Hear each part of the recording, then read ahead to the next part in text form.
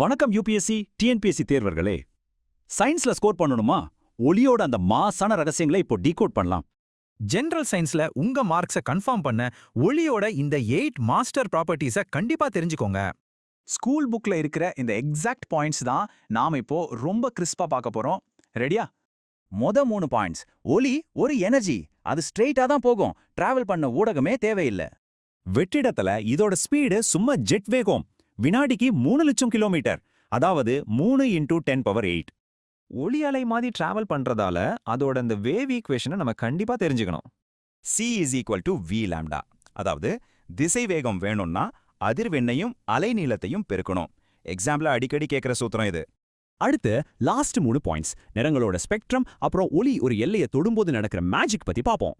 ஒவ்வொரு கலருக்கும் தனித்தனி அலைநீளம், அதிர்வெண் இருக்கு. இதுதான் வானவியலோட அசல் ரகசியம். ஆச்சரியமா இருக்குல்ல? இத நல்லா நோட் பண்ணிக்கோங்க. ஊதா நிறத்துக்கு அலைநீளம் ரொம்ப கம்மி, சிவப்பு நிறத்துக்கு அலைநீளம் அதிகம்.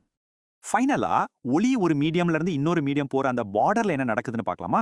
ஒளி அந்த எல்லையில மோதும்போது அது 2ஆ பிரியும். கொஞ்சம் எதிரொலிக்கும், மீதி ஒளி விலகல் அடையும். அவ்வளோதான்.